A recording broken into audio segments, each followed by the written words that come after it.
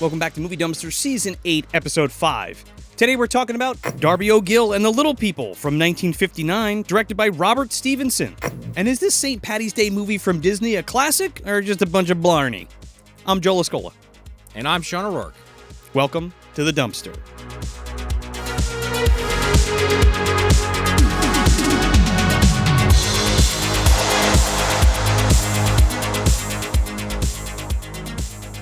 I'm looking for that Irish girl.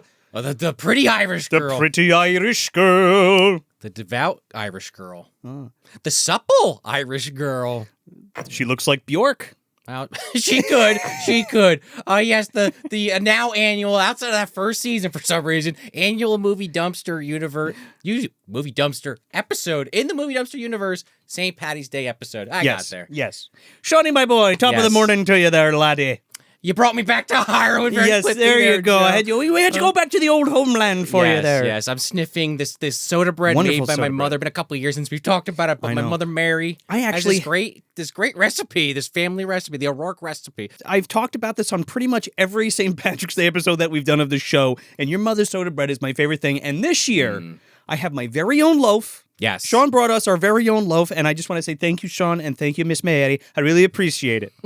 Well, she's going to enjoy watching us eat it as we enjoy eating it. Well, we're going to eat it, and then she's going to turn it off. She's going to turn the rest of the episode off. Right, because we're going to start going into the toilet humor. Yes, and talking of the MDU, we're going to start talking about Lubden, I'm sure. And he's not even in the movie, folks, but we're going to talk about him. Well, the well is. We'll get to it. Oh, yes. So this was the winner of our March Dumpster Dwellers Choice episode on Patreon and our YouTube membership channel. Yeah. So you folks picked Darby O'Gill and the Little People for us to cover. So you only have yourself to blame for this, okay? The Dumpster Dwellers, thank you or don't thank you. We're not sure yet. You'll find out along with us. It was a runaway again. There was a couple I was like kind of rooting for, but we picked all four of them. It wasn't like there was one in there we're like, I hope this doesn't win. Well, no, because whenever we pick for a poll, we're like, okay, we'll do all of these movies, let them pick which one they want to hear. In theory, it could happen at any year, right? Yeah. So we did, what did we do? It was Grabbers, Darby O'Gill and the Little People, The Hollow, and the Magical Legend of the Leprechauns. That was the one I was pulling for because of Randy Quaid, but maybe next year. Yeah. It's a two-parter, so maybe next year. That's true. Kieran Culkin's a fucking leprechaun, and so is Whoopi Goldberg. It's a whole thing. That one's like Lord of the Rings, the Leprechaun version. Sci-Fi original Leprechaun, Lord of the Rings. It's on YouTube if you're interested as of this recording. If not, wait till next time. Yeah. But for today, we're talking about one again. People asked for this one for a long time. And this movie, I saw it as a kid. Maybe we'll talk about that shortly, but it was kind of fun to return to. It's finally the pot of gold is at the end of the rainbow for Darby O'Gill on Movie Dumpster.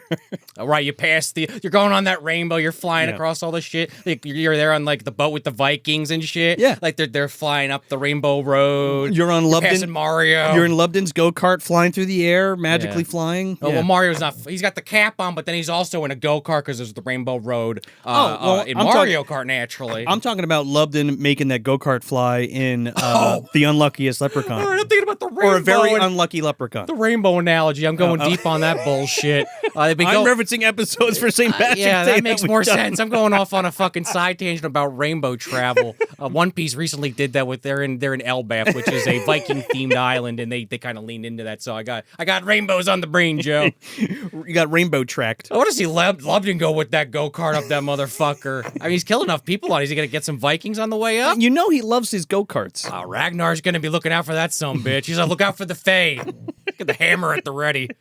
But before we get into the fiddle playing and the Little People, if you want some more Movie Dumpster content, you can head over to patreon.com/Movie Dumpster. You can get an ad-free audio version of the show for only $2 a month. And you can get some other great stuff at the $5 and $10 tiers, like commentary tracks, live watch-alongs that we do with you guys, the Dumpster Dwellers, mini-sodes, all kinds of other good stuff, and some swag that you get for signing up for $5 and $10 tiers. But there's also our YouTube memberships, too, which is like the Patreon Lite. You don't get any of the perks like T-shirts or stickers or anything like that, but you get mini-sodes, commentary tracks, and all that kind of good stuff. So, if you're down with that, help support your favorite show.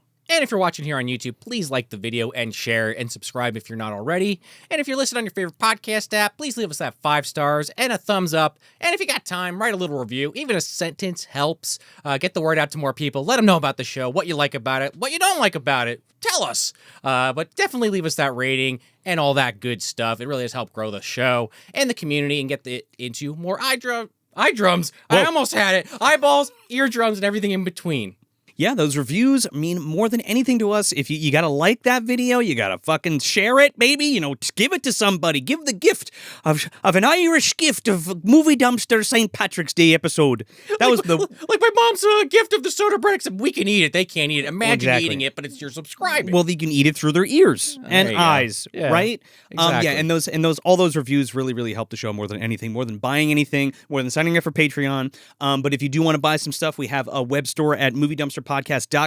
We also have a calendar there where you can see where the Dumpster Boys are going to be. We got a lot of good stuff coming up this month. This weekend, we're going to be at Monster Mania in Cherry Hill, New Jersey. And then on Saturday, March 15th, we're going to be at Neshaminy Creek for Unlucky Charms 2, hosted by Tapes from the Crypt and Vintage View Cinemas, where you're going to spin that fucking wheel and see which Leprechaun movie we're going to watch. That's going to be a trip. But also, coming up in April, 4th and 5th, we're going to be at Neshaminy Creek for CVW, Crypt Video Wrestling. That is going to be insane. There's going to be live wrestling. There's going to be a bunch of good movies and all kinds of good vendors. Lord Humongous is going to be there, and so is the legendary Al Snow. You do not want to miss it. So yeah, head over to moviedumpsterpodcast.com and get all the goods there. So yeah, Darby O'Gill and the Little People. Now, before we get into this, oh, Shiny boy, the pints are calling. Audio listeners, we have a couple of Guinnesses. We've talked about the soda bread, so let's get into this. Cheers, me boyo. Yes, cheers. Skull. Continuing the Viking reference. Oh, okay. I was like, I thought we were in Ireland today, but I guess we're in Norway. At least for another minute or two before this joke loses any steam. Yes. The Guinness. Irishman doing the skull. Okay. I mean, they invaded our asses too, so they were all over the map. We want to take a quick bite of the soda bread. Oh, yeah. Let's do it. And we're also going to christen the episode with a bite of Miss Mary's soda bread. Yeah, Go ahead. let's bump the Bump, bitches. bum. Delicious crumbs all over the fucking table. Got about a second or two of ASMR. If that's not your thing, I'm sorry. You're stuck. Well, you're stuck with it. But you know, it's delicious. By the way, I wish you can eat some of this because it's so good. And then you wash it down with a little bit of Guinness, bro. Yes, wash it down with Guinness. The circle is complete, like the circle of life. So yes, Darby O'Gill and the Little People from 1959. Been a minute since we've done a movie this old. I think the oldest one we had done. It's still March, probably, right? Well, I think this might be the second oldest movie we've done because I think March of the Wooden Soldiers, aka Babes in Toyland, was the oldest because that one's from the 30s. So this was like the prime of the live action Disney movies, like right in the pocket. This is 59, and then this is their 10th live action movie, and I love these old live action Disney movies like The Parent Trap and The Apple Dumpling Gang, Swiss Family Robinson. even shit like Pete's Dragon was one of my favorites. I was thinking about that while watching Yeah, this. that's like one of the first movies that, well, I mean, they did it a lot, but like you had Mary Poppins and you had Bedknobs and Broomsticks and you had Pete's Dragon. The director of this film, Robert Stevenson, directed Mary Poppins and Bedknobs and Broomsticks and both The Love Bug and Herbie, the sequel, plus like a bunch of other shit. But he did a lot of Disney stuff in this pocket, this 10-year period. And I like the way these movies feel. They're like they're super cozy and they're actually pretty damn funny. They hold up for the most part. I think it holds up pretty good. And this one especially, there's some dark shit in here that's just kind of passive, like Dark Cauldron kind of shit, you know? No. Like what they're talking about. You're like, wait, what the fuck did he just say? Oh, yeah. I mean, I mentioned Dark Cauldron because that's like the one that Disney. You mean Black Cauldron? Black Cauldron that Disney, for decades wouldn't put out because it was too dark, and it's like one of their best movies. Oh, Black Cauldron's great. Yeah, the animated one. Yeah. But like when you think of movies that are live action with animated things, you think of like Song of the South. Or something. That's a better example. I guess I just meant in tone. Oh yeah. Because not that it's as dark as Black Cauldron, but there are moments where like, wow, they kind of went there with that. Well, there's some with scary the Banshee and stuff. There's some scary stuff. I mean, you think of like Race to Witch Mountain. It's kind of like that. And not the rock version. No. Oh, fucking Shaggy The Dog. meme. Shaggy Dog's also fucking hilarious and amazing. I would love to cover that one. I think he actually I don't think he directed Shaggy Dog, but he did Shaggy AG, Attorney General or whatever. Oh, Fuck, shit. one of the Oh, no. sequels. Yeah. There's like fucking 10 of those Or AD, movies, aren't there? I maybe. know didn't Tim Allen become the Shaggy Dog? He certainly did. Oh my God. Like right after the Santa Claus, right? I'm trying to remember. That was when he had a lot of movies coming out. Yeah, it had to be in there. It had to be like the Jungle to Jungle era Disney. Yeah, that's what Tim Allen. You know, like Eddie Murphy, it went up and down, up and down. That was like Tim Allen. It was going up, Then he had Shaggy Dog. It's like, fuck, get me out of here. He was like, Toy Story, the Santa Claus, Jungle to Jungle, fucking Shaggy Dog. Yeah, then he plummeted and he had to come back with Galaxy Quest. And then he's back. He's back, guys. Well, I guess. Yeah, I mean, he's been in the limelight for a while, for better or worse. But yeah, so this wasn't one I particularly watched as a kid. I can't even remember. I couldn't tell you if I've seen this as a child. I've definitely seen it as a Yeah. child. I kind of alluded to that at the beginning of this episode, but I don't really remember much about it as a child. I just remember the fucking Banshee terrified me. I want to say my mom's Uncle Jim put it on because he didn't know any better. He probably, as a kid or a young adult, was like, what's wrong with it? It's just a Disney movie about Ireland, about our heritage, which it is, which is funny enough. You get a lot more actual information about heritage in this film than another movie we covered way back, Luck of the Irish, which was supposedly all about Irish heritage. Well, question mark. But this is actually in Ireland, so you get more of that. But anyway, just to finish that thought of when I first saw this, the Banshee, which is kind of the climax of this film, which is a Irish folklore character, or it's basically a wraith. Not in it as much as I remember. Well, as I heard people talk about it, they're like, oh my God, the Banshee. And I'm like, oh, where's the Banshee? Last 15, It's literally. It's not something like Something Wicked This Way Comes. Like that. no. That's a dark movie. That's but true. Anyway, yeah. But yeah, just that part stuck with me, and maybe that's why I did think it was in there more, but it is kind of like your climax moment. I've completely forgot about most of the Leprechaun shit, believe it or not. Dude, the Leprechaun shit's great. But yeah, I remember seeing it as a kid, but don't remember a ton of it. And again, like I said, like I don't remember seeing this as a kid, so like I really had no context for it at all, but I had a fun time watching it today. And again, like I said, I like those old live action Disney movies. They're just fun. They're light. They're easy peasy. They're in the fuck out. This movie's like an hour and a half, like cool hour and a half with credits. You know, we mentioned how we had the vote and the fans voted on it. But just in the last couple of years, I know like our friends of the show, Doom Generation, covered it, and they talked about how like it was one of their top-rated episodes. People love the Darby O'Gill episode for some reason.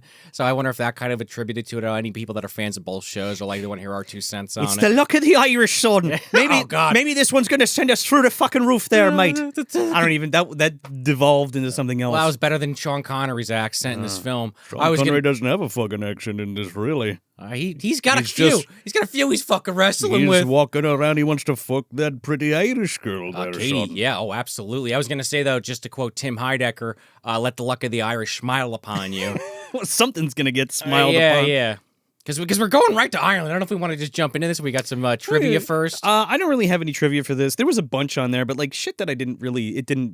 Yeah. You know what I mean? Like, not to just be like, and I don't want to put words in your mouth, but I was thinking about that. I love all movies from all ages, but it gets to a point sometimes where I'm just like, well, I don't really feel like I need to do a deep dive sometimes. Well, that's not my reasoning. My reasoning was just like, there's nothing here that's super interesting. There was some cool stuff, but like nothing that I felt like I needed to talk about. I guess that's what I mean by that. I guess let me rephrase that in the sense of I'm not as familiar with as many old actors, even though my dad had me grow up on a lot the like this. I see names sometimes. I'm like, oh, I know that guy. And other times I'm like, boom, right over the head. No idea. They're in 1,000 movies.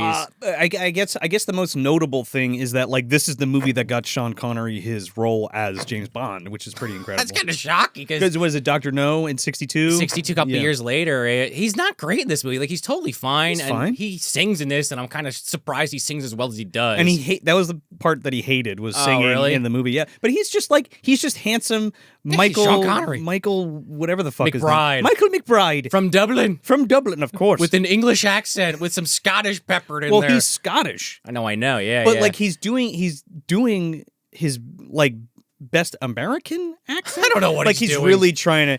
He's literally trying to hide the fucking Scottish. Like it's non-existent. It's inconsistent. It's some scenes he literally doesn't even try, and other scenes it's like it's just peppered in there. And I'm like, wait, yeah, he's from Dublin, right? We were talking about that before. Like Disney was like, it's all the same. Whatever. Scotland, Ireland, it's all the same shit. They're right next to each other. Just like Wes Craven and Eddie Murphy in Vampire in Brooklyn. Oh, it's Caribbean. It's African. It's we're not really sure. It's just something. Okay, to that point though, Haiti's right there, and that's maybe. Where's the French then? Right, exactly. So there's like. the Haitian French accent is more. It does sound kind of more African. Eddie should have went with that in Vampire Brooklyn, but I digress. I guess that's what he was trying to do. Sure. Anyway. Shut the fuck up! Shit, I'm driving. God damn it!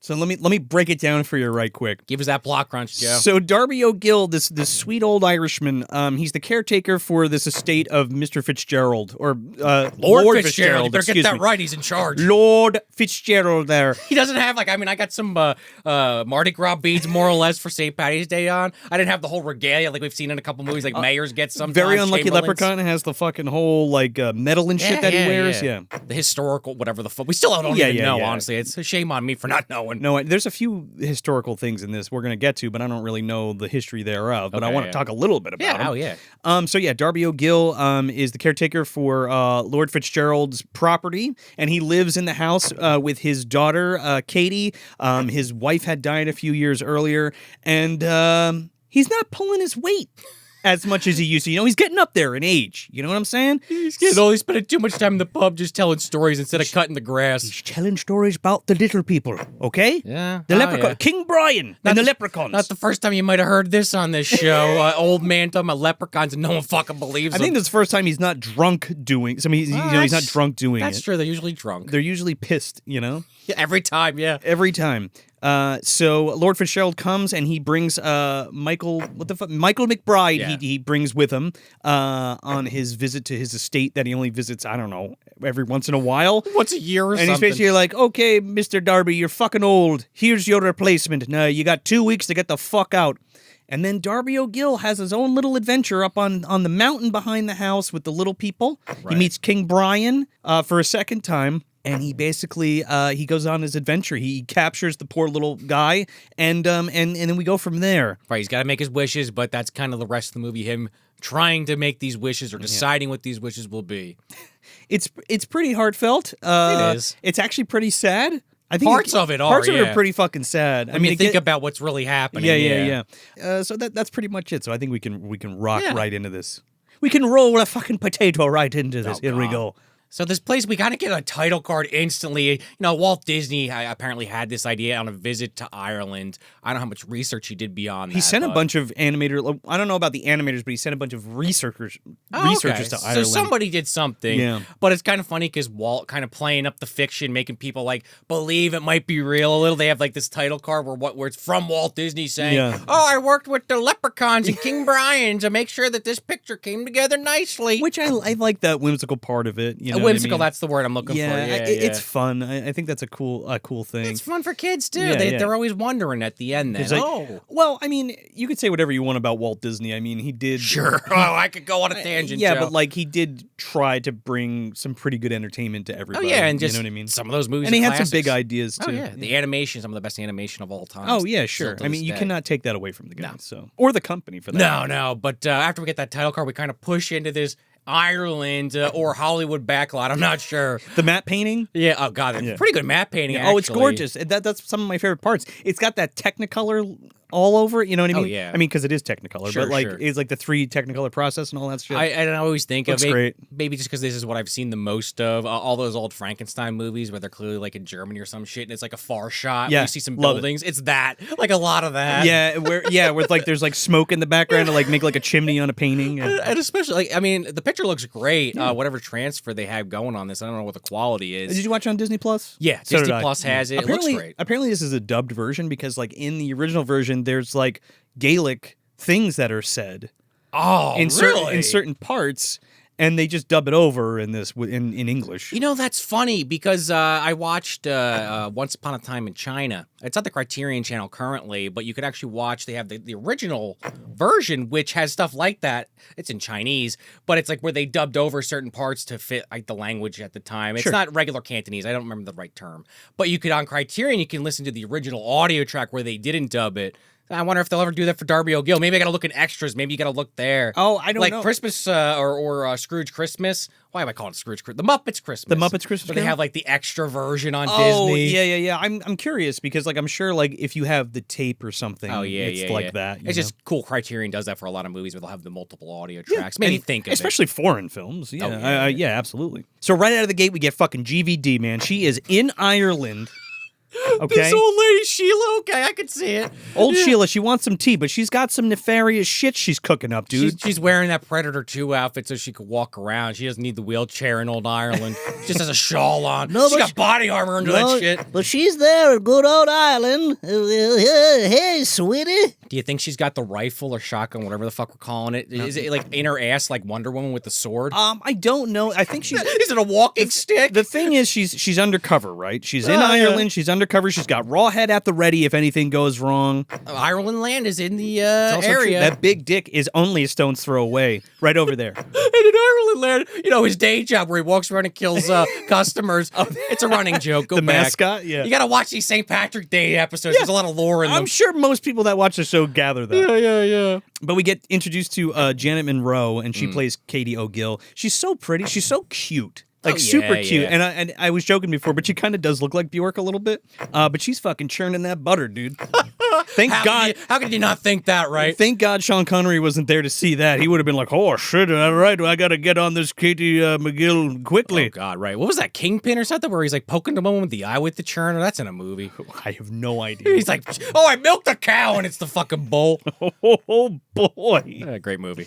So GVD's in there, and she's like, Oh, you need a husband, you know. You're too damn shy. Everybody in town wants you, but you know who wants you more? My boy Pony. He wants you good. And she always comes over. This apparently is like a running thing because she comes back later and Darby sees like, hey, this woman's always coming for sugar. What the hell is this? she's over there planting those sexual seeds, corrupting the youth of Ireland. It's horrible. Definition of a biddy, someone that's like bored and just stirring up the fucking trouble. I love how she's like casually going through her fucking cabinets and like, Oh, is there anything I can steal in here? It's yeah. okay, sweetie. Don't you want to be with my boy Pony? I thought she was the fucking siren like at the end. Because Darby like calls her a witch later. Sure. I mean, they want you to kind of think that she's got something wrong with her and her son's She's just an asshole. Her son's an asshole. He's basically the Gustav character because she's like, my son beat everybody You mean in town. Gaston? Gaston, yeah, my bad. Gaston, yeah. From Beauty and the Beast. Beauty and the Beast, Yeah. No one sucks dicks like Gaston and eats eggs like Gaston and has sex with the Katie McGill like Gaston. That's exactly how when he says it was Pokey or Pony for every one of those lines. That's what it was, and he does it in the pub. Oh, Pony's given the Pokey. That's what it is. Okay. Yeah. Pokey is a pony. The Pink Pony Club. There you go. Talk about a tongue twister. Where's Gumby? He's around here somewhere in the dungeon. What do you think, Gumby? So I'm Gumby, damn it. So she leaves, so GVD leaves, and Lord Fitzpatrick comes, and he's got fucking Sean Connery in tow on this carriage, horse and carriage. And he's basically just like, oh, where's Mr. Darby? She's like, oh, he's in the city at the pub, Or regaling stories of leprechauns or Telling something. story. That's what he does all day. He tells the stories about leprechauns. He comes back to the property. He doesn't cut the fucking grass. Right, pan to the grass a foot high, and they're like, huh. He's killing rabbits by accident, not keeping the poachers out. Well, I guess from that's around like the grounds. That's like a thing, right? Poaching. But it's also, there's a joke later where they find a dead rabbit. Like, did he actually do that? Because he's like, oh, I didn't know about that. Don't tell me about that, sir. Well, he goes, I couldn't tell the difference between a foxhole and a rabbit hole. And did I kill the rabbits? And the foxes were killing the grouse, so I had to put it under there. When they do, it's a little bit, but they meet with them. But yeah, she goes to get him at the pub, and we cut to this son of a bitch. Again, like Joe said, he doesn't really drink. There's a couple scenes later where he's got a Guinness or two, but I never see it touch his lips. No, he takes like one sip later, but right before we go there, GVD's still at... Oh, she's snooping around? She's still at the estate, and Mr. Fitzpatrick comes, and he's like the owner of the place, and Darby's getting old, and she wants her son Pony to like be the new caretaker for the grounds. She's like, oh, Mr. Fitzgerald, Fitzpatrick, excuse me. I know that you're looking for somebody to take Mr. Darby's place. What about my boy Pony? and he's like, yeah, that's great. Whatever. See you later. He could care fucking less. Every time this woman approaches him, it's hilarious because she's like so like, oh, he'd be great. He's so strong. Yeah. He's the best a big in town. boy. And he's always like, Okay, yeah, like knows he already hired Sean Connery. He doesn't give a fuck. He's just like humoring this old lady. He gets all the ladies and he beat the shit out of everybody at the pub. Fitzpatrick's just like, okay, like Yeah, bring all him right. around maybe. He's like, you see this guy that I brought with me? I've already got a new replacement. Get the fuck away from me. He more or less says that outside. Yeah. She's got her ear to the fucking wall trying to listen. She can't quite make it all out. She's like, and I'm doing the Granny Van Dam voice, but It's like kind of close, actually. No, dude, she is speaking with this Irish Wow. accent, Add the and accent. like the things that she's saying sounds like she's saying a limerick every time she speaks. That's true, yeah. I can't even do it. I'm not even going to attempt it. I had I'm to just gonna rewind it a keep couple talking like this. I had to rewind it a couple times. I'm not gonna lie. I almost put subtitles on, but I didn't want to go that far. I was like, I can figure this out. I'm Irish. So all of a sudden, Sean, like his eyes go white and he can speak Gaelic. Yeah, I got the fucking eyes. The numbers in front of me like Hangover. It's all runes that you see. My mom's got glasses on. She's like writing it down. He's Yeah. got it. Yeah. 595, like John Candy. Oh. But it's Irish Gaelic. I was gonna say you like fucking Sam Witwicky and the glasses. There you go. Yeah. There you go. So Darby's at the pub and he's telling his story about King Brian and how he caught King Brian that one time. And one of the rules that about a leprechaun is as long as you stay looking at him, they can't get away from you. Which we know from a very unlucky leprechaun, that drunk bastard he kept trying to catch, and he talked about a lot of this Well, stuff. he's when you got fucking one eye going this way and one eye going that way, and you're hitting the fucking booze. That's why he had to actually catch the fucker. Yeah. Well, he had the help of the little girl to catch him. That's true. I got him. He ended Right. up getting his gold at the end. He did. It worked out for that guy. And he went to Leprechaun Heaven or whatever. or something. But yeah, Darby O'Gill in this case just instantly, like the whole town basically is all about it. Well, all the they locals. like the stories. They Yeah. like Darby, and he's telling him the story about King Brian, how he met him, and he's like, "I was looking at him, and you got to look at him, or they'll get away from you." And I caught him, and I got those 3 wishes from him. But you know what? That goddamn leprechaun, he swindled me. He was the genius of Killarney, but I was smart too. So he wishes for his 3 things, and he's like, I want my health, and I want a crock of gold, and I want something else. Oh, potatoes. He wants a fucking field of a potatoes. big crop of potatoes. Yeah. And he's like, oh, okay, I got you, Mr. O'Gill. And he's like, what about your 4th wish? And he's like, oh, 4th wish, huh? I want gold for 5 people? He starts naming off people. Can you do that? Like the bartender, the woman that works at the bar, his buddy, because the he's doctor. a nice guy and he thinks these people deserve the gold. But it's like, can you work all that all into one wish? I feel like that's like a huge caveat. Well, the joke is it doesn't matter because I the know. leprechaun King Brian's like, you fucking asshole, you blew it. The 4th wish means all the other ones don't count. I tricked you. And he's like, man, I thought I was tricking you. and he's dancing around. He's like, you can't fool me. I've been around for 5,000 years. Well, they keep having this battle of wits throughout the film. It's pretty great, actually. And they even the townspeople talk up how Darby is actually pretty sharp in certain situations. He's a smart motherfucker. Yeah.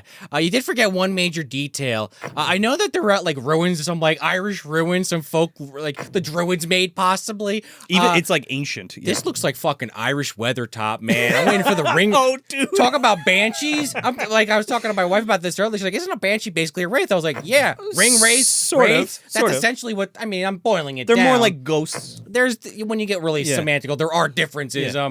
Be a little bit more of a blanket statement. Yeah. It's a ghost that could come after you for vengeance. Wraiths, basically. So I was like, yeah, ring wraiths lines up. Oh, It's yeah. all ruins on top of a fucking hill. Frodo's there with the fucking stab wound looking at all these motherfuckers. Yeah, Sam's making those sausages. Frodo's feet are on They're fire. all combing their hair. Yeah. Strider's waiting to make his move while he watched Darby O'Gill fucking look for No, his he's horse. getting wasted at the pub. Yeah, looking for his horse, getting his goddamn leprechaun. Because he's like, because it's like a dream almost, or like the flashback, and it Well, it's shimmers back to the pub. Oh, Yeah, and like he the Wayne's World a thing. little bit, yeah. And he finishes the story, and the town's still enamored. But then you have Pony Giving at him the shit. bar, drinking Yeah. his whiskey. He's like, "That's bullshit. No one believes that." The bartender's like, no more whiskey for you, you son of a bitch. And he gets up, and Pony's like 10 feet tall, and this guy is like I'll say 5 Guston. foot. Yeah. Gaston. Whatever. Beauty and the Beast. Nobody's going to know what the fuck you're I talking know. about. I'm sorry. I know. Just like when I said cryogenic, like how many fucking times? Cairo. Now I actually said it right that time. Do you know that when we were... So many people said, what do you mean by that? Well, when we were doing that episode of Alien Romulus, dude, I was like, I'm thinking to myself, like, is that what they called it in the movie? Did they call it Cairo? And That's why I said Cairo. And then I was like, okay, Cairo. And I was like, no, cryo chamber. That's just like one of those words you read as a kid, and like it's wrong, but you never really thought about it until you get called out on a podcast. Well, that's a Kyber. That's a Kyber crystal. That's from Star Wars. Oh God, yeah. Lightsabers, just like Lubden had in Leprechaun 4. So I thought this was interesting too, because like the preacher comes in and he's like, that's the devil's gold, Darby. You know those little devils, and because like, in Irish folklore, they're like considered. They're not only they're troublemakers, but they're like demonic fairy spirits. Wow. You know what I mean? And they're not good. They're not good. And they definitely go against the Catholic Church. 100%, yeah. So, like, he's even talking... There's even a part where, like, he threatens King Brian that he's going to have the preacher, like, put a fucking prayer on him and it will kill him. Well, it probably would, right? Yeah. Priest is a cleric. We just don't know it yet. We didn't see his sword. Dude, at that point in time, see the magic slowly spilling out, right? They used to be versed in that shit, but then they became modernized and they were like, that shit's fake. Well, what am I talking? Cleric? He's a fucking druid. Yeah. He turned into a bear? Let's go to full D&D with this. His ancestor put Rawhead in the fucking ground. So he's like, yeah, the devil's gold, he's going to put the come hither on you. And a come hither is like the leprechauns kind of bringing you into their lair, and you have to stay there like a slave almost. Right, yeah, Which is, well, not a slave, but like you have to drink and dance for eternity, which doesn't sound like a bad thing. Doesn't sound bad until you can't fucking leave. Yeah. And then you have to like dance until you die. Well, right, yeah, like, I wish every day was Christmas, Elmo, and he's like, fuck, we're still singing on day 100. So I want to ask you a question. Yeah. Do you think King Brian banished Lubden from his like underground, under the mountain? I mean, Lubden is definitely that demonic version of He's Leprechaun, like the outcast, though, right?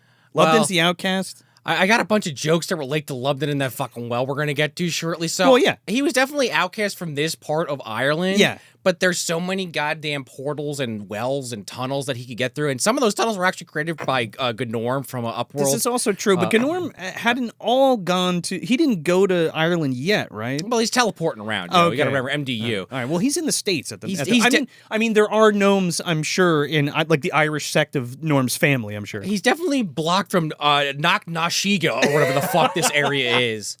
Definitely this part of Ireland he ain't coming back to. Yeah. He could go to Ireland land. He could go to Dublin possibly. Maybe Sean Connery's going to run into him when he goes home.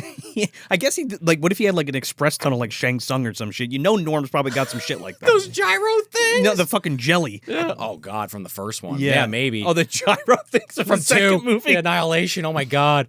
No, he's definitely banned from this area, but King Brian ain't putting him with Lubden shit with the lightsaber and trying to fuck everybody. No. He's not for that. Like, King Brian has gold all over. He's like basically like, yeah, you can have it. I don't care. Lubden wants that all to himself.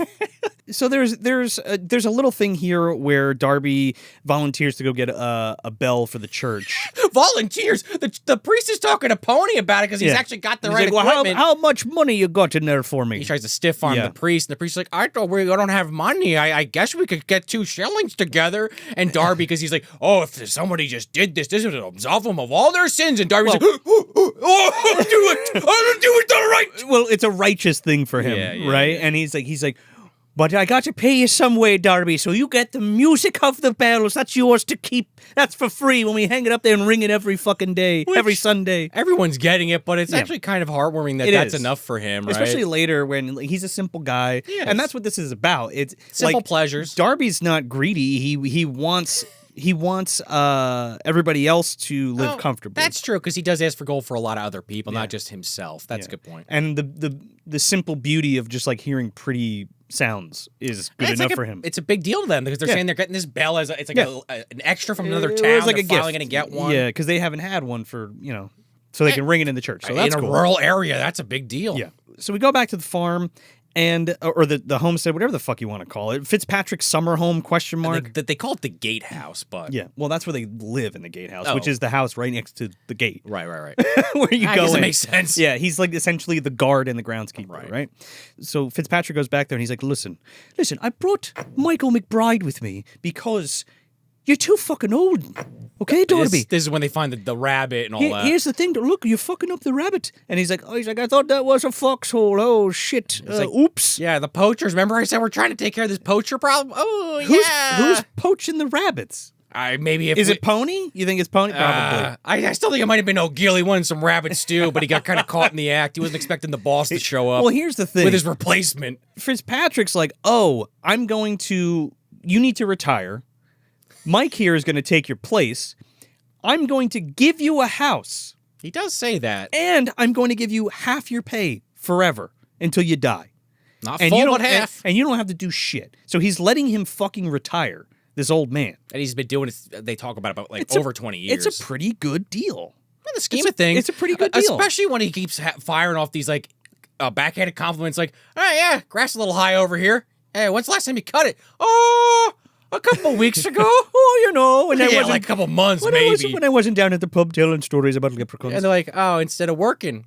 Okay. Like, he could have just been like, get the fuck out of here. You haven't done any work in weeks. What am I paying you for? Well, he's still able. But Fitzpatrick's a nice guy in the scheme of things. But he's older, so it's like, all right, I get it. The guy's not doing as much work. Maybe he's a little bit more forgetful. I mean, he is a smart guy, though. No, he is. Yeah. But yeah, I think it's because he keeps going to the pub and it's backbreaking work at 65. Who the fuck is going to do that?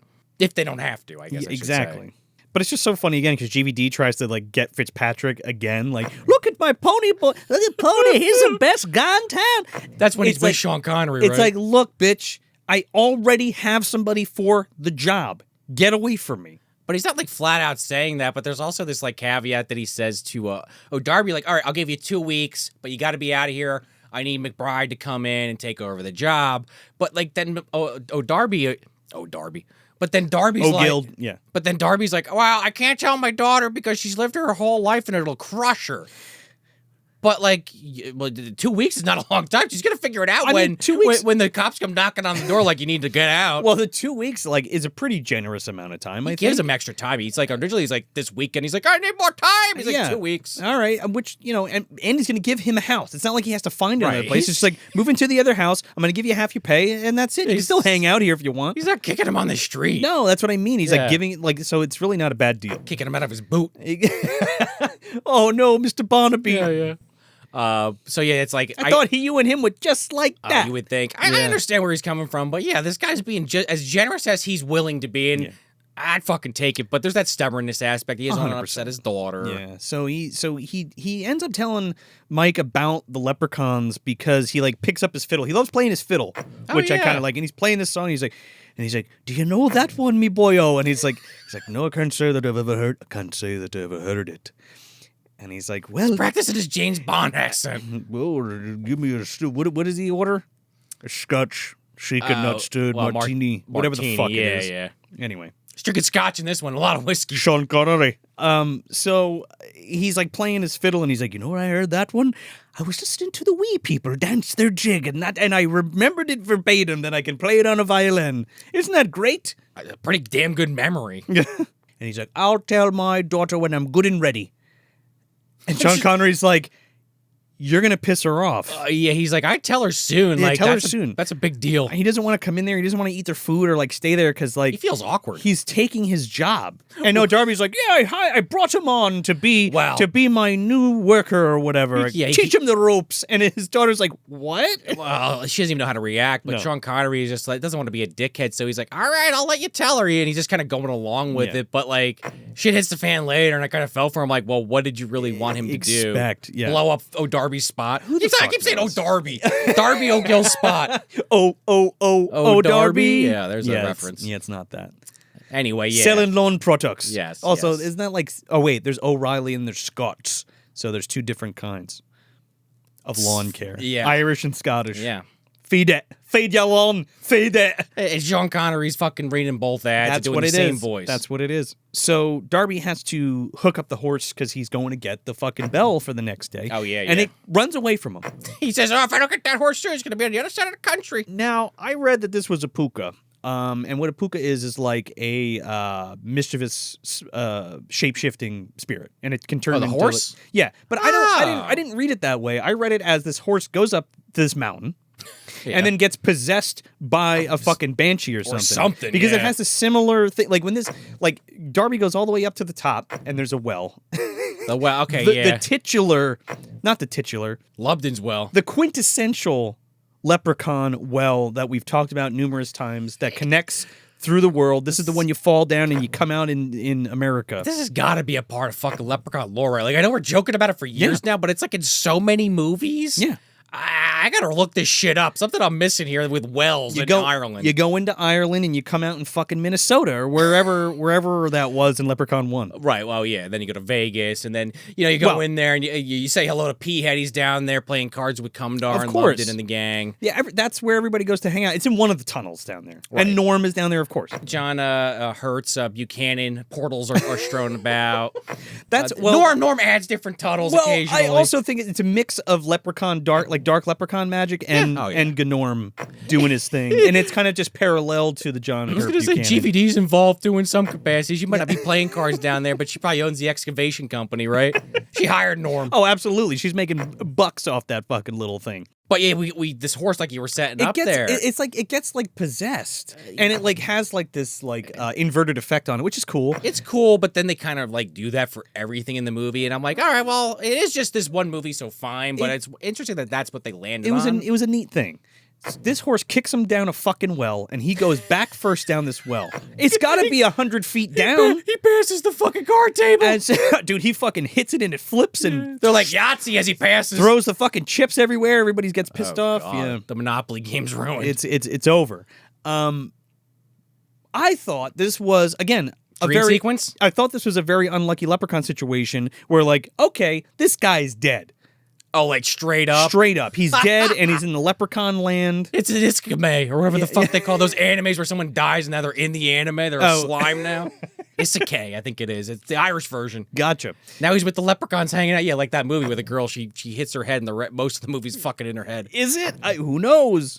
Well, all these situations he's in, every situation in this film where he's involved with leprechauns, the situation ends with him being not involved with leprechauns, and you're like, he could have totally just made that up because he's in this one location, now he's in this other location, and all of that happened where he's by himself with these leprechauns, and unless he has a camera, no one's believing him. Understand that nobody else can hear or see these leprechauns except Darby O'Gill. Well, there's that caveat also. And he's not a drunk.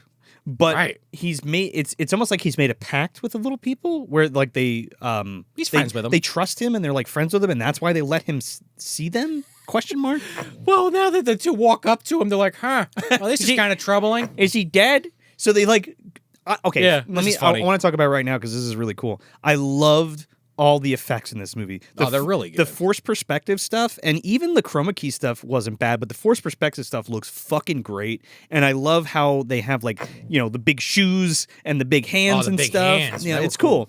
So these two little leprechauns like jump up on this thing and they like jump down on his belly and like jump on his belly. Like the fucking Blob in Heavyweights. It's so funny. And they're like, let's see if he's alive or not. Let's jump on it. Not like check his pulse or like his breathing. We're going to jump on his stomach. Yeah, this is like Gulliver's Travels or some shit. It's kind of a scene out of that, which, they're leprechauns. They're only knee high, of course. They're tiny. They're like this big. Well, he's walking. Maybe there is a little perspective. They're like 12 problem. Inches high. Okay, yeah. As I say, they're about knee high when he's walking around. Not as small as like Luck of the Irish or. When he grabs it and like because when he picks up King Brian later, maybe he's like the size of Blade in like Puppet Master. That's true. It's inconsistent, but for the most part, you buy into it. Yeah, it's great. I was thinking though when he's walking around in a little bit, I was like, I hope he doesn't have Baby's Day Out vision because they're all getting crushed. Because they're right below his fucking knees. Dude, King Brian's like, come the fuck out in here, Darby. And like, well, before that though, I do want to mention one thing because I thought it was funny. He tries to hit him with his shillelagh, and they use magic on him, and they're like hitting him in the head with his stick. He's like, ah! But yeah, then he does. I thought they pull his hat off and beat him with his own hat. Oh, they do that too. Yeah, that's pretty fun. I love the rotoscope like optical effects in this, like the electricity. That looks. I mean, it's Disney. It looks so fucking good. Well, Disney famous for doing extra shit they didn't need to flex. Yeah, but like I mean, like the Imagineers and the animators are just fucking incredible. So. They go into this throne room where everyone's dancing. Everybody's dancing the fucking jig, dude. King Brian's playing his playing his bagpipes, and he's like, "Oh, Darby, how the hell are you, mate?" And he they got 100 fucking leprechauns. This is no exaggeration, 100 at least dancing, jigging around. Oh yeah, they're just hanging around with all those gold and jewels and shit. They got dancing. a fucking cannon from a Spanish ship. Oh, dude, it's great. And he comes in and he's like, "Oh, Darby, I saved you because you're about to get fired and your fucking daughter hates you anyway because you're an old prick. Why don't you just come down here and stay with me and you can fuck off and drink and dance. play the fucking fiddle for eternity. And then Darby's like, well, okay, I don't really want to do that, but by the way, where'd you get that throne? And then he starts listing all the shit off. Oh, like, dude, the cannon from a Spanish tank. It's like a Spanish ship that had crashed in like they got 1755 or some shit. They have a treasure chest of gold and rubies. And he's like, oh, just close the lid and sit down there. He's like, ooh, like going through it. He's like, holy shit, I'm rich. Is that like the harp from this Irish legend? He's like, the same one indeed. They have like a chalice down there that's from like Irish legend. The Which throne is wine coming out of it constantly. Yeah, the throne and like the sword. They say all the things, which I think is cool, and they're all like real like Irish artifacts. He says like the throne's from like the first Irish king that brought everyone together, all the leprechauns together. Well, yeah, like but even like pre that, like pre-leprechauns, which was kind of cool, like ancient stuff. So I love all that stuff, the ancient like Fey lore and Irish folklore and stuff like that. So it was cool. They don't really go into it. They're just like, there's that thing, there's that thing, and there's that thing. What do you say we fucking jig? It's good window dressing because it actually adds to the lore of the world, I guess. And Darby gets pissed because he's like, everything that I've done for you guys, like I made people tip their hats to the fucking wind blowing and making sure the people didn't throw their bathwater on you when they couldn't see you and all this shit. And he's like, I know, Darby, you're a good friend, Darby. That's why I decided to help you without telling you about it, with kicking you down a fucking well. Well, that's why they're Fey. They always think you're helping you, but they're usually hurting you in the long run. They just want this old man for their pleasure, for their entertainment. They don't understand he's got other fucking responsibilities. They are going to make him waste away in this hellhole in this mountain. I don't know if I call it a hellhole, but it's definitely like somebody's nightmare. It'll be his nightmare. It will be, you're right, eventually. Yeah, eventually. You start to go mad, you know? When all you're doing is drinking and you don't know what time it is, what time of day it is, and you're just playing this fiddle and all this crazy shit, you know? You go nuts. Your shoes have worn out from all the dancing. But they'll make you new ones. Oh, that's true. They could do that. They're right. They're experts at that. But he does get this fiddle. Shoemaker by trade. Of course. Yes. He gets this fiddle. He wants his from home. That's why he's trying to find a way to escape. Like, you're not going home to get your fiddle. We got one here. He's like, here's this fucking Italian Stradivarius I got from the king of the Italian fairies. I think he got it from Larry Fine, honestly. You but think sure. so? I mean, could be. My Stradivarius. My Stradivarius. But yeah, he starts playing that, and he's like, I know a good song. Like in his head, you can see something's cooking. He's like, the Fox Hunt. Yeah, it's a good one. Well, it's cool because he's like, my da always says that, you know, it's like Leprechaun's like whiskey, the hunt, and music. Yeah. Or dancing or whatever. Right. So he like gets them all riled up by playing the fox hunt so that they all want to go hunt. They all buy into the song, and it's like faster and faster. And he's like playing it faster and faster, and he's laughing his ass off, dude. If I was watching this ripped, I would be fucking crying laughing because... Oh, if you're really out there, Yeah, because he's like... and he's playing the fucking fiddle, and it keeps getting faster and faster. Oh, the film is sped up, so everything's faster. It's kind of funny. The king's dancing here, dancing there. They're jumping into the wine goblet, jumping over the cannon. All of a sudden, they like leave the room, and they get little horses. Yeah, the horses. And they're riding horses. And circle around him while he's playing. And then the fucking king, like Moses or Gandalf.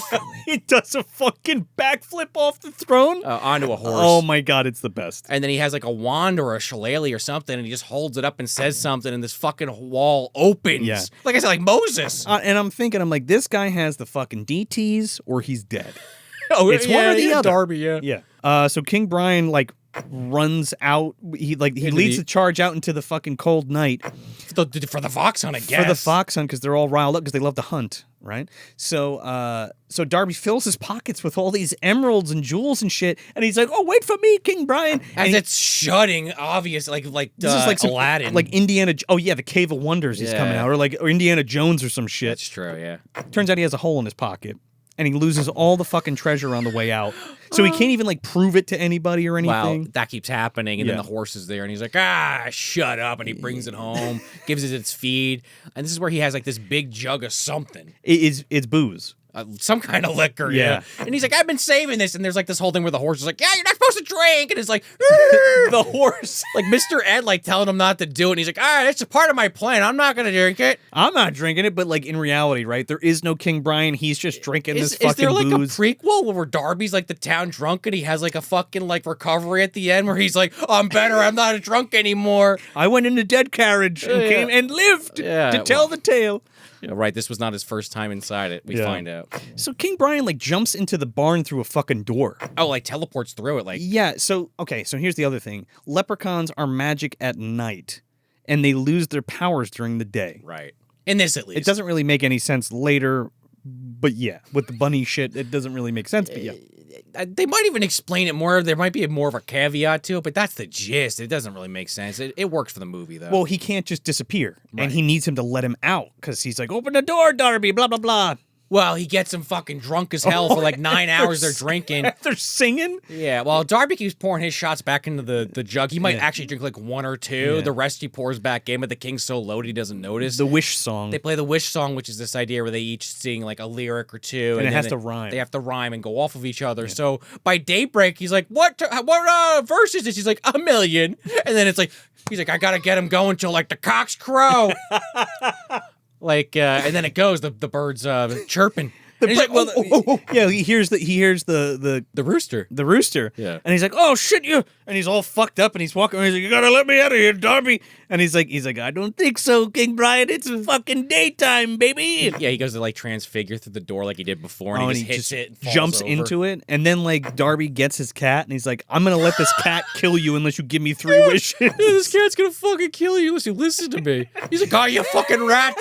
Oh, I can't believe you tricked me. You rat fucked me, you bastard. And the cat's like trying to get him the whole time. He's like, oh, Ginger, it's your lunch.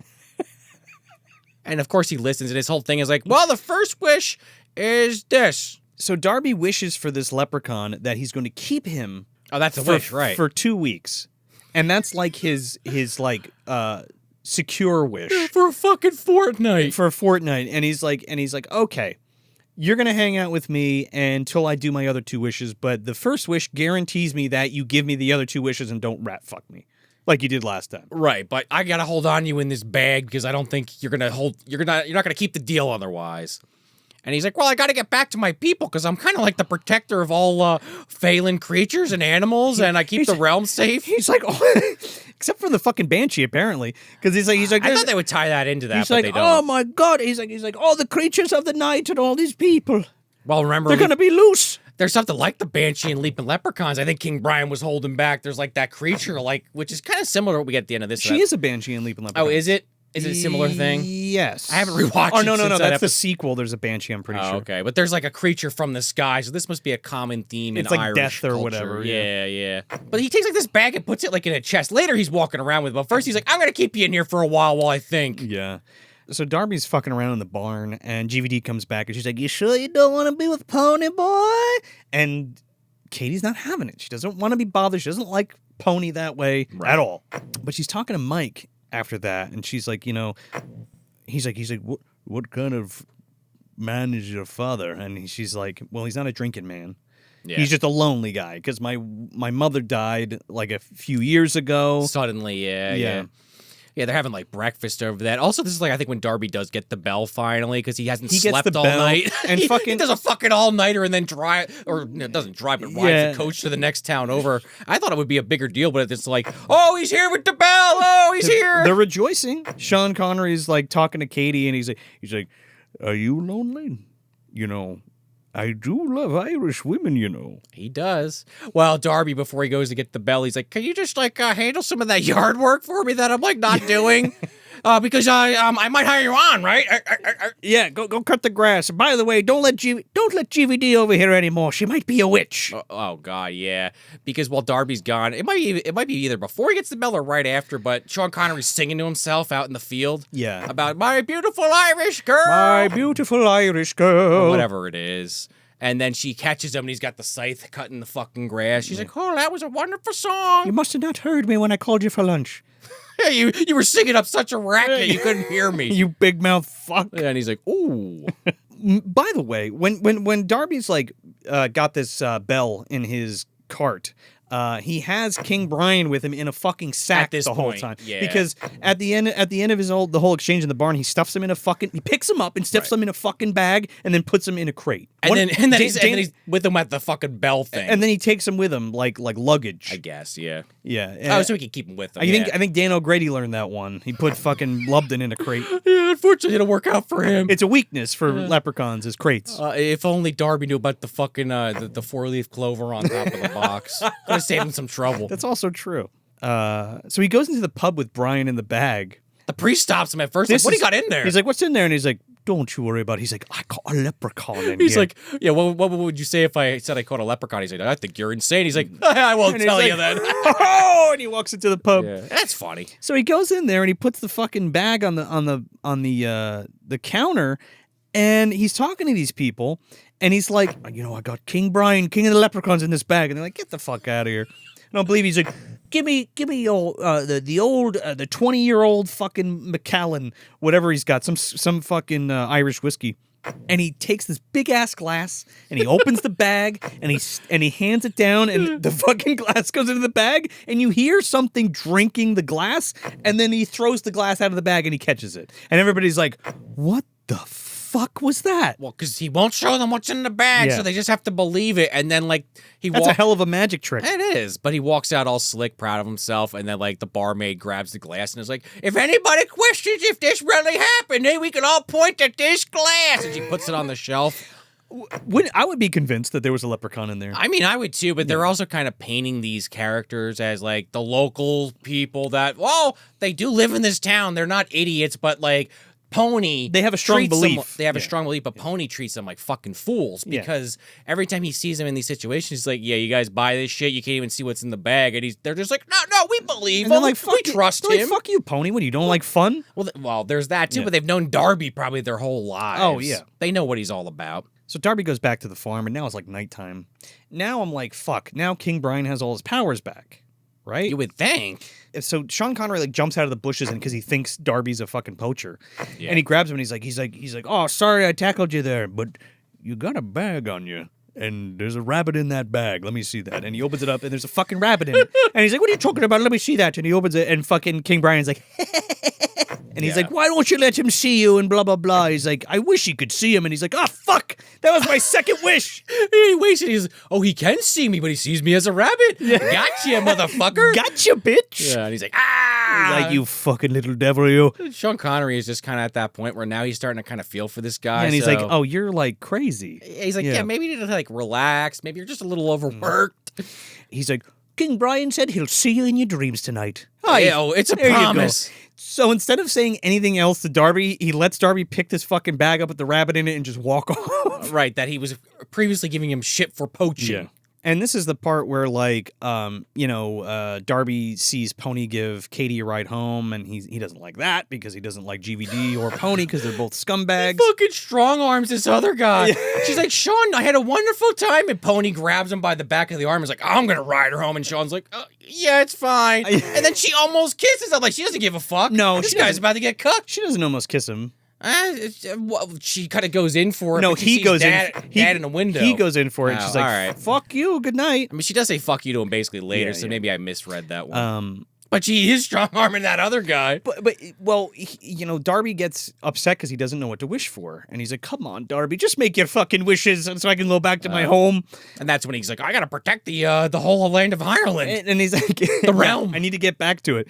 So he's like, "I just want me, Katie, and Mr. Mike to fall in love. That would be great. Let's do that. So I don't have to move out." And he's like, "Okay, I got you, Darby. I'm going to go torture them in their dreams while they're sleeping."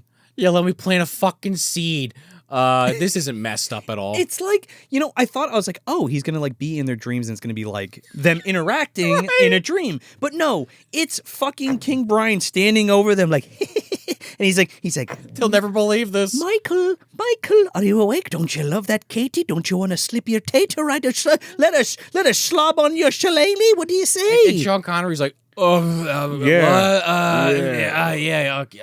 the weather top. Oh, okay. I'll take the wet dream. Thank you very much. And then now we go over to Katie's room. She actually wakes up and almost sees him. She wakes up. She's like, "What the fuck? Who's talking to me?" He like disappears and like fades out. He's like, Okay, Katie, don't you love that big, lovely man, Michael McBride, or whatever the fuck his name is? She's like, oh, yes, I do, actually. I'll have to take him to Weathertop. "Actually, no, I don't. I'm going to say no to him, but you know I do." She says that, but the king kind of could read between the lines. And He's like, he's oh, this is going to work. And he's like, "Okay, I got you there, Miss Katie." So they fucking go there on their date or whatever, and they're like frolicking all over the place. Sean Connery goes in for a kiss. She's like, I don't know about that. And then Pony shows up. And they Oh. almost go fisticuffs. and they almost beat each other up. Yeah. And then they walk off, and there's some more tension. And this is kind of, you could see that Katie's kind of into it, but Sean Connery won't kiss her.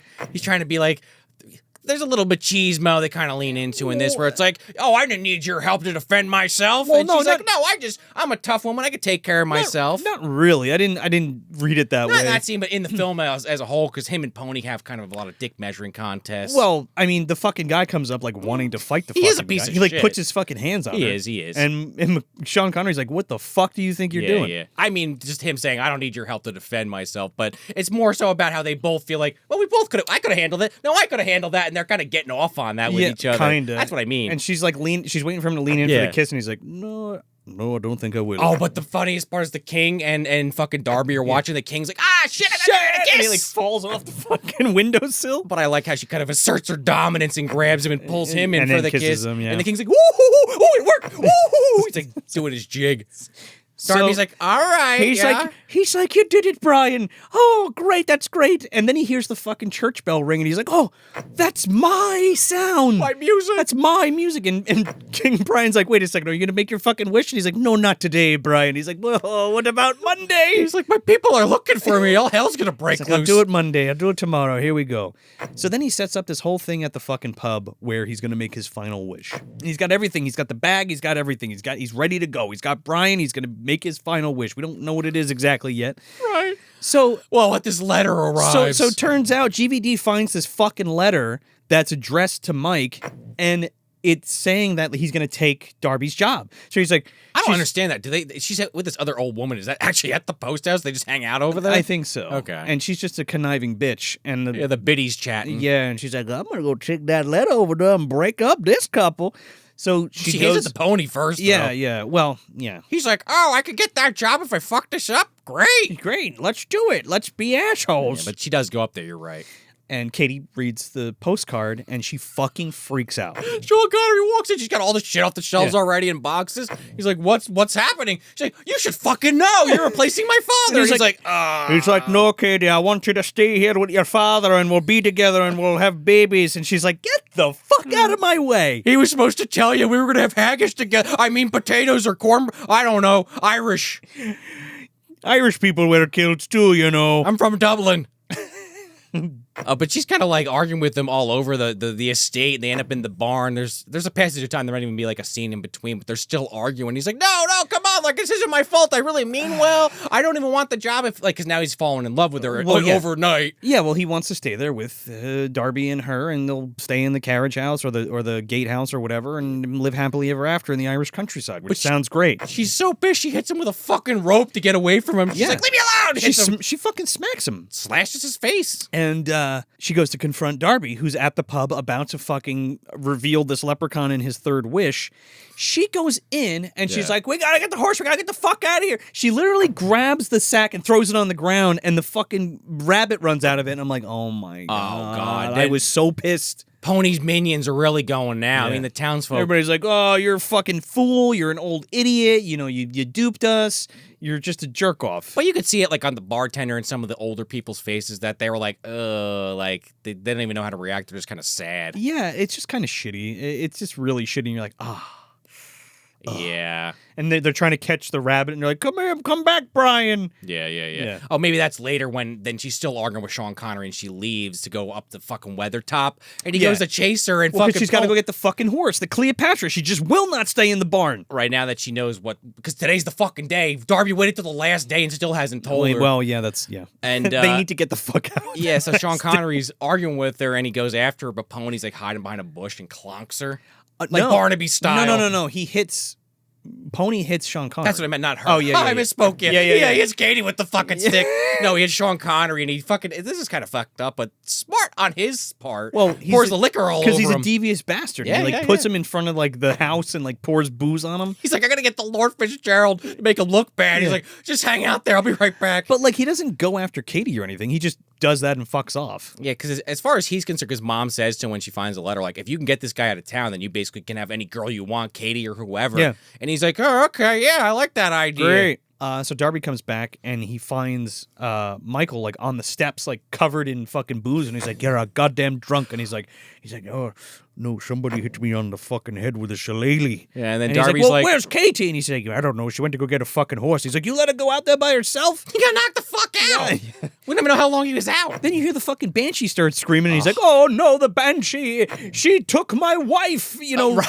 And then you're like, wait, what? An hour in, they dropped this lore dump. And I'm like, holy shit, what? Yeah, this major detail. Like, yeah, my wife didn't just die suddenly. It happened the same night a banshee was heard. Yeah. And Sean Connery's like, are you sure this is not just the wind? Yeah. He's like, it's a banshee! No, it's a fucking banshee. I heard it with my own ears. There's a scene earlier, too, where they're hunting for something, and Sean Connery's walking around with Darby, and he's like, you take the light, I don't need it. But this time he's that's like early in the No, I know, but now he has the light, and Sean Connery's out there in the dark like, Katie!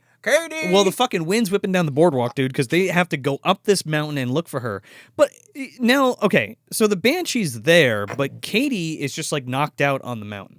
Yeah, on the rocks. She's just laying there, and Darby finds her, and he's like, "Oh no, my baby."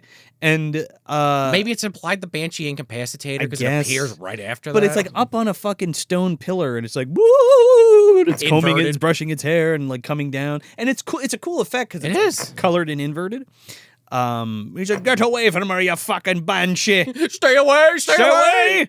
And he like throws the lantern on it, and like it explodes or something. It defeats it briefly. Question mark.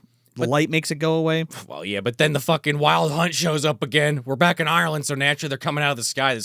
The death carriage. Well, not yet, because they pick her up and bring her home. Oh, you're right. And they're she's laying in bed, and she's got the fever, and the priest doesn't know what the fuck to do. You're like the last rites. Yeah, he's breaking everything out. He's like, "Oh, well, she's gonna fucking die, Darby. Here we go." You're right, because the banshee literally follows him home, because Darby... There, I did it again. Because Darby answers the fucking door, and it's like, "Oh!" in his face. He's like... well, he goes outside, and the banshee's there. He chases it off with a shovel. He throws it again. And then this death carriage comes fucking out of the sky. The wild hunt.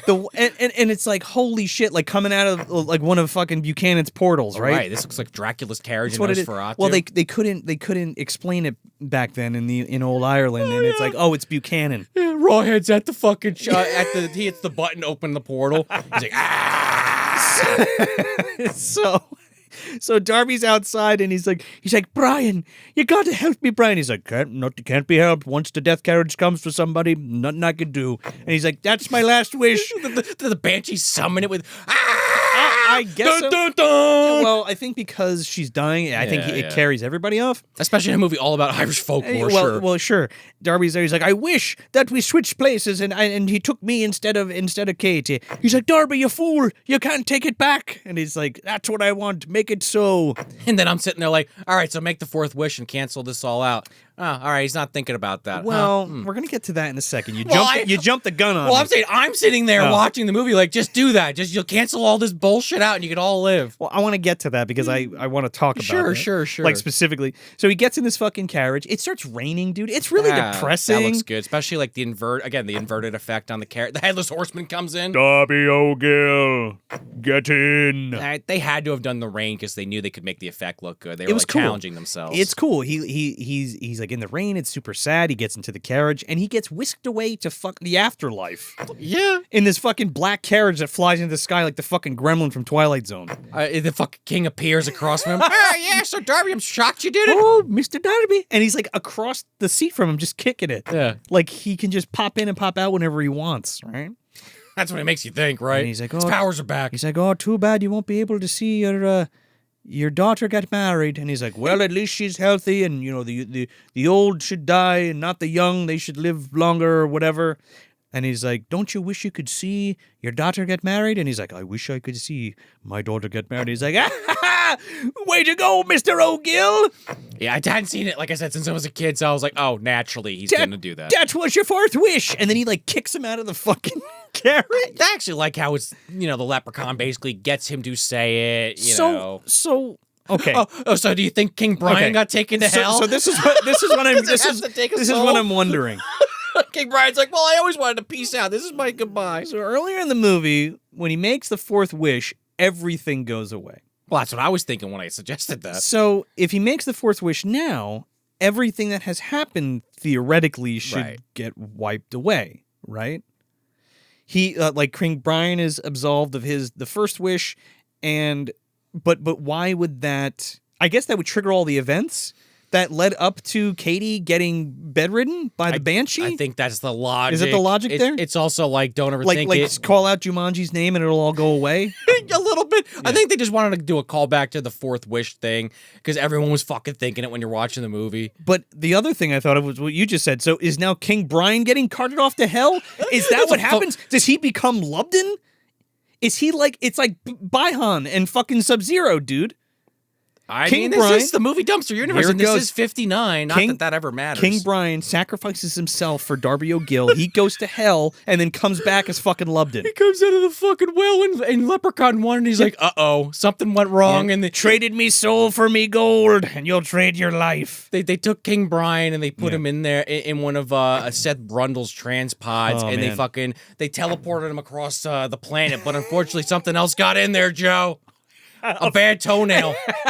Rumpelstiltskin's toenail. A gangrenous toenail? Yeah, it's Rumps. Oh, you think so? That's how Warwick became Lubden. Yeah, I think so. Well, it was actually Warwick. He got in there with fucking Rumps. That's why we haven't seen Warwick in a while. He had to get some plastic surgery to remove that leprechaun makeup. Oh, like it was fucking Rump's arm or his finger or something that gets cut off? Something. It could The Fly. Go check out our episode on The Fly with Flicks and Friends podcast, by the way. It could be that, but I think he goes to hell, gets cursed, becomes Lubden, and then roams the Irish country, a rogue, if you will, a rogue fairy in the Irish countryside. Until he gets abducted by fucking Dan O'Grady and brought into, I don't know where, South Dakota or wherever the fuck they are. Wherever it is. I should know by now. I've seen the movie enough, but that I like that. Because we don't really know what happens to Lubden prior to that. We know he's a son of a bitch, I guess, but we don't know what he was doing in all those centuries prior. He definitely sacrificed himself. So he was around for 5,000 years, so who knows? He even split a couple times. Let's talk about Seth Brundle. Let's talk about some nuclear fission.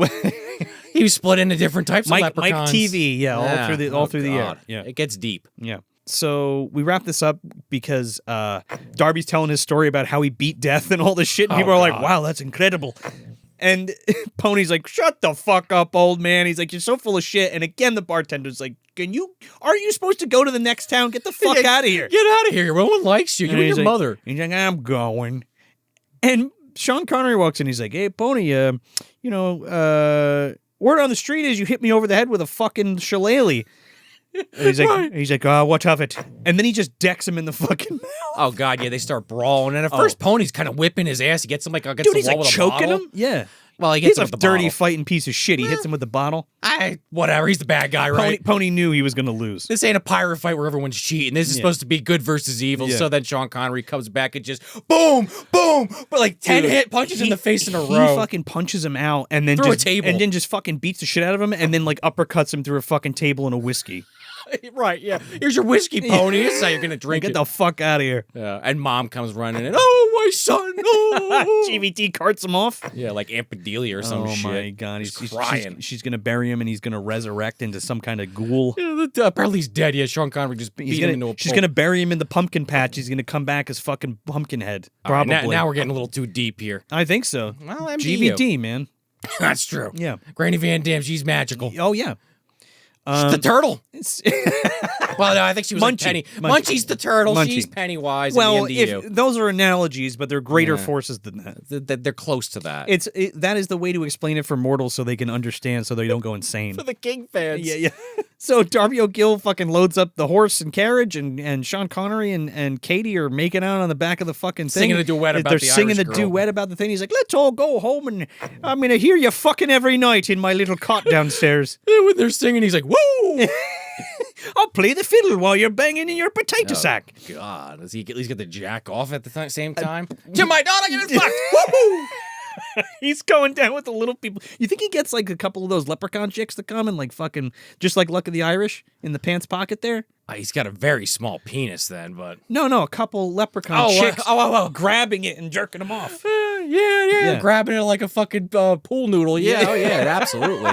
That's true, right. Like two nude little leprechaun chicks riding his fucking shaft. Yeah, well, he doesn't have that starfish. While he's playing the fiddle. He doesn't have the starfish. He's trying to keep... That's a different story. He keeps mailing Lumsden. He sent him snail mail saying, can I borrow this fucking thing? I can't play the fiddle and jack off at the same time. The fucking starfish is in King Brian's like vault, you think? Well, Lupton King did- Brian is Lubden. That's how he got it. Yeah, that's how he got it. Because he was from GVD. Originally. Well, don't forget that Lucky from Very Unlucky Leprechaun is also Warwick Davis, and that was Lubden Origins as well. That's true. Well, that's what So I'm saying. I think we contradicted ourselves. However, in a branch timeline, on this show, no. in a branch timeline, it works. Yeah. Let's go back to some of those old episodes. There's shit we said that definitely doesn't align with the more recent ones. I still really want to do a fucking MDU compendium. Like I would love, like imagine having the time to put all that shit together. That'd be so fun and a fun thing to read too. We've talked about maybe doing those as shorts, but it's just like that's like such an involved project. I don't know if I want to just do it as a short That's on not YouTube. well. That's also like not until we do this full time. If no, question I'm just mark. adding Yeah. to what you're saying. Yeah. So yeah, man, where are we putting Darby O'Gill and the Little People? I mean, this is definitely on the shelf, but it's also one of those ones where like I watched it and I was like, yeah, I remember this movie. And now I'm like kind of good. I don't need to watch it again for like 30 more years. Like it's fun. I like all the little folklore shit. It makes me think of my heritage. But I'm also kind of like, again, I think I've probably said this in other years where we've covered St. Patty's Day stuff. I probably am just better off picking up a book on Druids or Irish history. But for a 2-hour or 90-minute clip where you learn a little history and you have some fun, you hear some good music, and you smile, you might get a little scared by that banshee. It's only an hour and a half. Yeah. I think it's definitely worth a watch, especially this time of year. I would always go to Lubden and Leprechaun first, don't get me wrong. But I guess between this and Leapin' Leprechauns, I definitely like this better. Leapin' Leprechauns might have some more material to talk about, but as just a movie, this is a bit more solid. Right down the middle. It didn't blow me away, but it was good. I like all the old live action Disney movies. They're fun. There's something about it. There's like a timelessness to it, or a very specific time period, which like they look like the time they were made, but they're not dated. They are dated, but I think they're good time capsules, and they're always cozy. They're always fun. They're always a good watch. Like that's a better way to put it. It's never like I never watched one of these live action Disney movies and I'm like, I wasted my time, or like, turn this shit off. Like, oh no, I think it's fun. I think it's fun. It's cozy. It's fun. Like, this is perfect for. Now, I might add it to the lineup for St. Patrick's Day because, especially if you're at home for St. Patrick's Day and you're watching movies all day, this is a great one to put on like earlier in the day. So this and like A Very Unlucky Leprechaun, like a pregame, and like Leapin' Leprechauns, and then you kind of ease into Leprechaun and Rawhead. Leprechaun 2 and Rawhead and all that shit. In the hood, naturally. Well, Lep in the hood and he's up to no good. Lep in the hood and he's up to no good. He's so bad, he's good. And that's definitely worse than this, but I like it more. Oh yeah, no, 100%. Well, I'm an in That's space. one of those. I'm an in space guy, and that's where the the buck stops. We've with talked me. about it so many times. Yeah, I mean, go check out all the Leprechaun content that we've done. We've done it on Tony's show. We've done it on our show. We have commentary tracks of Leprechaun. It's all good shit. Yeah, so yeah. it's nice to do something a little different this year. I agree. Than cover a Leprechaun TM movie. Yeah, yeah. Not that we're completely finished with that, but it was fun to to watch. We'll go back if not next year, the next year after that. I'm sure we'll be talking about him. Well, because I do love St. Patrick's Day. I'm not even Irish, but like it's a fun holiday. I don't even really get that loaded. It's me fun neither. to talk about. It's cozy. It's like right in the pocket of like it's still chilly, but it's getting warmer out, so it's kind of nice out. I'm more there for the food, honestly. And the food, I love the food. Like one of our favorite things. So we closed on our house on St. Patrick's Day. Oh, okay. So it's kind of like our anniversary, our house anniversary. And what we did was go to an Irish pub the day we closed on our house. Corned beef, cabbage, So potatoes. we always go and have Irish breakfast, and then blood sausage. Yeah. Oh yeah. I love blood sausage. Rarely do I get it, but I've some had it a couple fucking times. some fucking bangers and mash, dude. Yeah. And then we come home and then we put the corned beef and cabbage on, and then we watch movies and have some beers and some Irish whiskey. It's fun. And give me any reason to kick in and watch some movies and eat, I'm there. Right, especially if there's a holiday, even if, again, only mostly Americans celebrate it. I don't put the beads on. I don't go I did this because, actually, I never explained this. I wore the beads because I had this fucking McDonald's shirt I ordered, and hence why I wore Grimace as like a substitute. Yeah. I wore this fucking Uncle Grimacey shirt in beginning of February. It never fucking shipped. Sorry, I didn't mean to cut you off. That made me think of it. For anyone wondering why I wore Grimace this whole episode. Well, I didn't know they did that because I want a fucking Uncle I think it's Grimacey technically supposed to be for people that work at McDonald's, but it was like on the Golden Arches, like .com or Oh, some that's fucking shit. great. Whenever I get it, I'll wear it. I didn't mean that you were those type of people, but like there's It made people, me think of it, though. There's very specific people that go and they put the the Everybody's shamrock- Irish on St. Patty's Everybody's Day. Irish on St. Patrick's Day, and they do like bar crawls and shit. I haven't done like a pub crawl since I was 21 or 22, like in the pocket there. But like I don't know, it's not that kind of a day for me. No, but people do that. No. But my point is like I'm not out to get loaded. Same, yeah. Not get shit faced. I don't like getting shit faced anymore, dude. Like hangovers suck now. When you're when you pass like 30, the hangovers are fucking terrible. I think they sucked when we were 20. We just didn't care as much. We're like, power through it. Oh, Drink you some- definitely drink a rock star. I think your metabolism bounced back way faster, Yeah. But yeah, it was fun. I like this movie. I really like the effects in this movie. All the forced perspective stuff is super charming. That's the best part. The rotoscope lighting effects is fun. It's a lighthearted movie with dark themes, and I like how it goes into like the Irish folklore stuff more than you would think it would. And it's just a good time. I think everybody's great in it. It's fun to watch. It's it's a fucking Disney movie. It's good. Right at the end of the day. Yeah. At the end of the day, it's Disney. Bernard was onto something. How are we gonna resist Disney? Well, From Addams Family.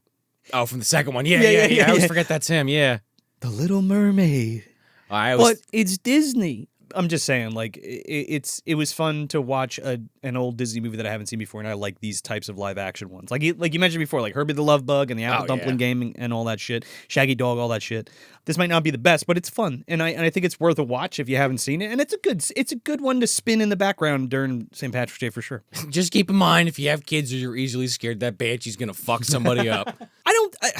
It wasn't really that scary on a rewatch, but as a kid, that could get you. I think kids now would that's probably a good wouldn't point. even be able to sit and watch this fucking movie, let alone be scared of an inverted, colorful ghost. Yeah. You got thing. my ghost with that one, actually. I didn't even think about that. God, I sound like a fucking old head now. Well, not necessarily. Well, I'm just saying you're right, though. There's way Sean, scarier shit. We weren't even born in the 50s. I know. Well, yeah. We were born Let us know if your kids get scared by the fucking banshee. I'm curious. I'm saying, we're not old, No, I don't think I am. but we're talking about a movie that's like 40 years our senior. Yeah. When I was a kid, I definitely wasn't watching Nightmare on Elm Street, but yeah, I guess there's way worse shit kids are watching now. Well, totally. Art the Clown exists. I mean, they're desensitized. Yeah. That's true. Yeah, there's way worse stuff on the internet, I feel like, or people have access to. Probably to the left of this video on YouTube, honestly. They're probably watching this right now. We're corrupting the children. Good. Hit that like button and subscribe. Especially if you made it this far. Don't tell your parents. Listen to it in earbuds under your fucking blanket at night, or however the kids do it now. Oh, I know we're trying to wrap this episode up, but you know what that made me think of real quick?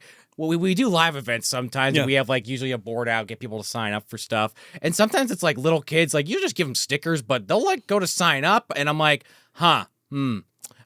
waiting for that comment. At least it happened once where someone commented complaining about the show because it was clearly a kid. Subscribed at Monster Mania or something. It's a subscriber. Thank you. Well, let me tell you something. That's your parents' problem, not ours. Oh, just made me think of that. Sorry. But yeah, with that being said, if you want some more Movie Dumpster content, you can go over to patreon.com/Movie Dumpster. You can get the ad-free audio version of the show for only $2 a month. Super cheap. We also have $5 and $10 tiers where you can get some different things like commentary tracks, live watch-alongs, mini-sodes, junk mails, all kinds of good stuff. And if you sign up for the 5 or 10s, you get things like a sticker pack and a t-shirt and a pin and all kinds of good stuff. We're going to have more Patreon exclusive merch soon. We're working on it. It's a lot to do and a lot to chew and a lot to get through, but we're gonna have that soon. But if you want to support us like that, that'd be great. Help support your favorite show. If not, that is totally cool. And again, if you're watching here on YouTube and if you're not already subscribed, hit that button, like the video, and share it with your friends. Get the word out on the show. And if you're listening on your favorite podcast app, leave us that 5 stars and a review if you got the time to write one. Get the show out to more people, grow this community. You know, we say it every episode. We want more people to listen, watch, and, come in on the fun.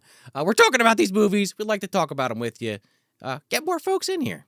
Yep, we tell you all the time. Those reviews and those likes and everything, that helps the show so much. It helps us grow the most by sharing the show with people that you think would dig it. Grow the dumpster community. So if you want some more stuff, or if you want to buy some stuff, you can go to moviedumpsterpodcast.com, where you have a whole store there. We also have a calendar where you can find out where the dumpster boys are going to be. We have a lot of great events coming up, especially this weekend. We're going to be at Monster Mania 62 in Cherry Hill, New Jersey. And on March 15th, this Saturday, is going to be Unlucky Charms 2 at Neshaminy Creek Brewing, hosted by Tapes from the Crypt and Vintage View Cinemas, where you spin that fucking wheel, baby, and we're going to pick which Leprechaun movie we're going to watch. Hopefully not Returns. And then, of course, coming up on April 4th and 5th, we're going to be at Neshaminy Creek for CVW, Crypt Video Wrestling. It's going to be the first Crypt Video Wrestling event. There's going to be live wrestling on Saturday. There's going to be some movies that we're going to watch. There's going to be a whole vendor market. It's going to be awesome. Lard Humongous is going to be there, and the legendary Al Snow, so come on out for that. You don't want to miss it. Yeah, so get all that stuff at moviedumpsterpodcast.com. And once again, happy St. Paddy's Day, folks. So that's it. That's Darby O'Gill and the Little People from 1959, directed by Robert Stevenson. I'm Joel Escola. And I'm Sean O'Rourke. Thanks for visiting the dumpster, and may the luck of the Irish smile upon ye.